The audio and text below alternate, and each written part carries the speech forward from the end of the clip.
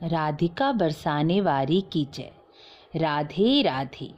आज मैं आपको शिवलिंग पर चढ़े हुए प्रसाद को खाना चाहिए या नहीं इसके बारे में बताऊंगी।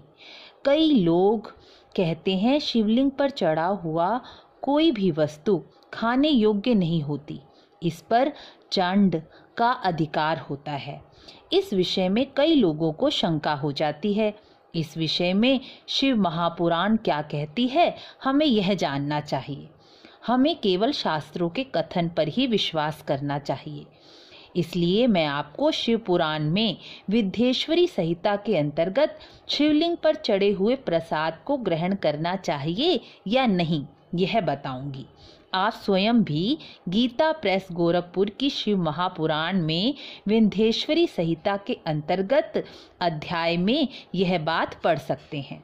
विंध्येश्वरी संहिता के अंतर्गत भगवान शिव के निर्माल्य के विषय में यह बताया गया है कि जो लौह निर्मित धातु का शिवलिंग होता है और नर्मदेश्वर शिवलिंग होता है, जहाँ शालिग्राम की उत्पत्ति होती है, वहाँ जो शिवलिंग प्रकट होता है, रसलिंग जिसे पारद लिंग कहते हैं, पत्थर यानी पाषाण का लिंग, चांदी का लिंग, स्वर्ण का लिंग, स्फटिक लिंग या रत्न निर्मित जो भी लिंग होते हैं, और समस्त ज्योतिर्लिंग जो स्वयंभू लिंग हैं वह, और जो सिद्धों के द्वारा स्थापित किए गए हैं और जहाँ सिद्धि प्राप्त हुई है और लोगों की मनोकामना पूर्ण हुई है, उस लिंग पर चढ़े हुए नैवेद्य का भक्षण करना बहुत पुण्यदायी माना गया है। उस नैवेद्य को भक्षण करने से चंद्रायण व्रत के समान पुण्य माना जाता है।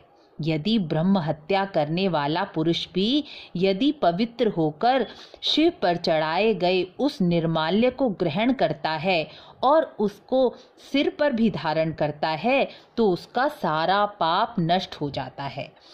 इन लिंगों पर चंड का अधिकार नहीं होता, और इसके अतिरिक्त जहाँ चंड का अधिकार हो उस शिवलिंग पर चढ़ाया गया निर्माल्य साधारण मनुष्य को नहीं खाना चाहिए।